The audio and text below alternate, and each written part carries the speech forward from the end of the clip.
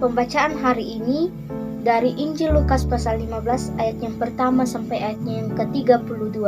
Injil Lukas pasal 15 ayatnya yang pertama sampai ayatnya yang ke-32. Lembaga Alkitab Indonesia memberikan judul Perumpamaan tentang Domba yang Hilang. Firman Tuhan berbunyi demikian. Para pemungut cukai dan orang-orang berdosa biasanya datang kepada Yesus untuk mendengarkan Dia. Maka bersungut-sungutlah orang-orang Farisi dan ahli-ahli Taurat katanya. Ia menerima orang-orang berdosa dan makan bersama-sama dengan mereka. Lalu ia mengatakan perumpamaan ini kepada mereka.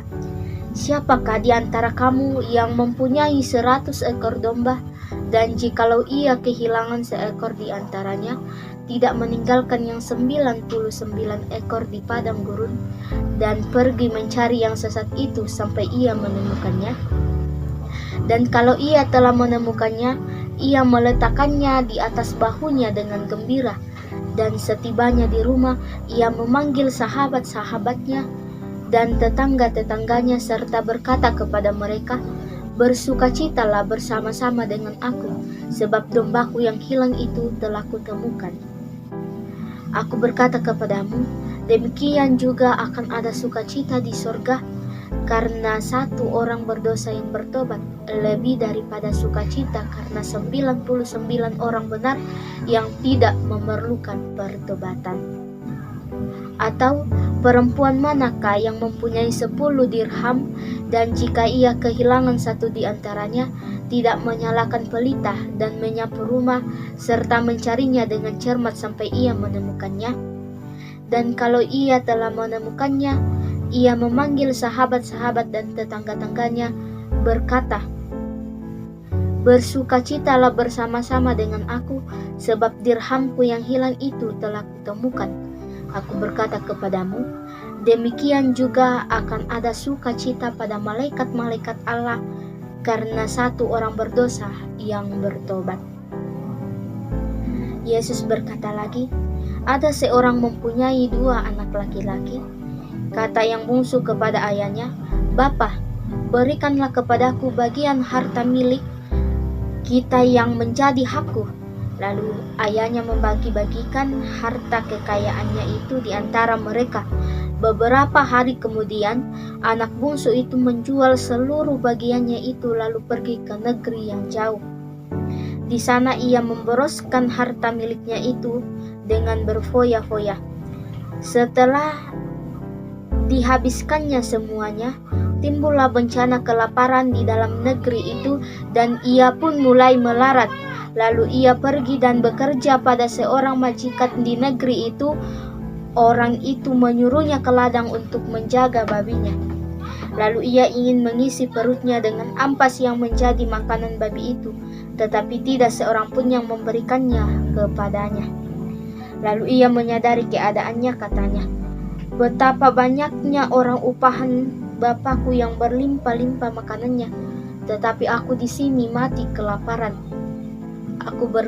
Aku akan bangkit dan pergi kepada Bapakku dan berkata kepadanya, Bapa, aku telah berdosa terhadap sorga dan terhadap kamu.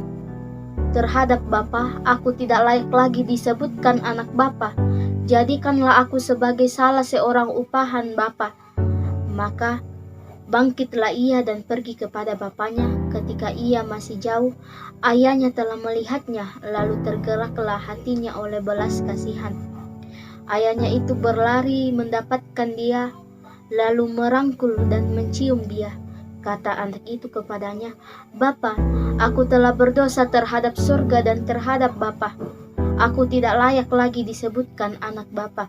Tetapi ayah itu berkata kepada hamba-hambanya, "Lekaslah bawa kemari jubah yang terbaik, pakaikanlah itu kepadanya, dan kenakanlah cincin pada jarinya dan sepatu pada kakinya. Dan ambillah anak lembu tambun itu, sembelilah dia, dan marilah kita makan dan bersuka cita, sebab anakku ini telah mati dan menjadi hidup kembali.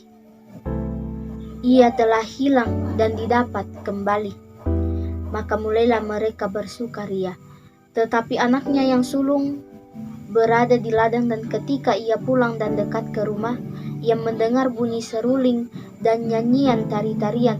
Lalu ia memanggil salah seorang hamba dan bertanya kepadanya apa arti semuanya itu. Jawab hamba itu, adikmu telah kembali dan ayahmu telah menyembelih anak lembu tambun karena ia mendapatkan kembali dengan sehat. Maka marahlah anak sulung itu dan ia tidak mau masuk. Lalu ayahnya keluar dan berbicara dengan dia. Tetapi ia menjawab ayahnya, katanya, telah bertahun-tahun aku melayani Bapa dan belum pernah aku melanggar perintah Bapa. Tetapi kepada aku belum pernah Bapa memberikan seekor anak kambing untuk bersuka cita dengan sahabat-sahabatku. Tetapi baru saja datang anak Bapa yang telah memboroskan harta kekayaan Bapa bersama-sama dengan pelacur-pelacur, maka Bapa menyembeli anak lembu tambun itu untuk dia. Kata ayahnya kepadanya, anakku, engkau selalu bersama-sama dengan aku dan segala kepunyaanku adalah kepunyaanmu. Kita patut bersuka cita dan bergembira karena adikmu telah mati dan menjadi hidup kembali. Ia telah hilang dan didapat kembali. Demikianlah firman Tuhan untuk hari ini. Berbahagialah kita yang mendengarkan firman Tuhan dan melakukannya dalam kehidupan kita. Tuhan Yesus memberkati. Amin.